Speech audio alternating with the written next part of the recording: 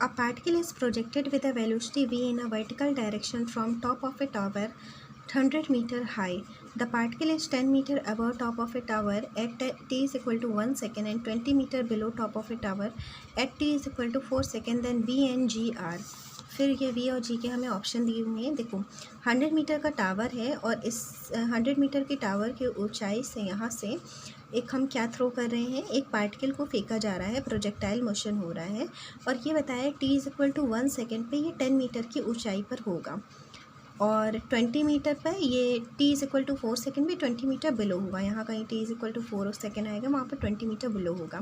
तो इसमें पूछा है कि v और g की वैल्यू क्या होगी. तो देखो इस क्वेश्चन को अगर ट्रिक से सॉल्व करें, मतलब ऑप्शंस के थ्रू सॉल्व करें तो ज़्यादा आसान हो जाएगा. तो ए पॉइंट्स हम देखना स्टार्ट करते हैं. ए पॉइंट में देखते हैं. ए पॉइंट पे हम यह लगा सकते हैं S is equal to U T plus half G T square.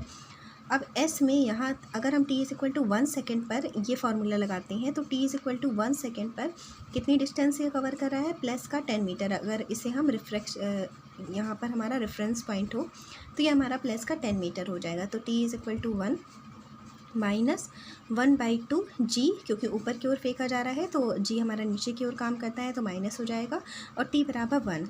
अब ये हमारे पास एक इक्वेशन बन गई है. अब ये देखते हैं कि कौन सा ऐसा ऑप्शन है जो इस इक्वेशन को सेटिस्फाई करता है.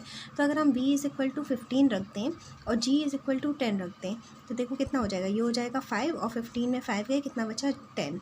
तो g इज़ इक्वल टू 10 आ गया. ठीक है, ये वाली वैल्यू हमारी 10 आ गई. S is equal to 10. तो हमें पता चला कि ये वाला इक्वेशन हमारा सही है. दूसरा तीसरा अगर आप सॉल्व करके देखेंगे. हाँ, एक चीज़ और, इसमें अपवर्ड और डाउनवर्ड भी तो है. अब v तो आपकी अपवर्ड लगेगी और g आपका डाउनवर्ड. जी हमने डाउनवर्ड नीचे की ओर था ना g का मान, g को हमने v यहाँ पर हमने प्लस माना है.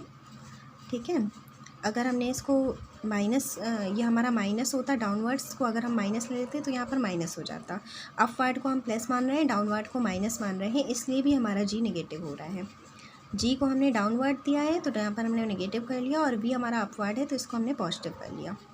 ठीक है, अब वही अगर हमारी ये इक्वेशन होती तो v यहाँ पर डाउनवर्ड बता रहा है तो यहाँ माइनस v हम लेते हैं और g को भी हम डाउनवर्ड बताते तो माइनस लेते, तो माइनस माइनस दोनों जुड़े आता तो ये हमारी इक्वेशन सेटिस्फाई नहीं होकर माइनस को 20 हो जाती, तो वो आंसर हमारा मैच नहीं करता. ठीक है, तो आपको दोनों चीज़ें ध्यान देनी है, वैल्यू पे तो ध्यान देना ही है.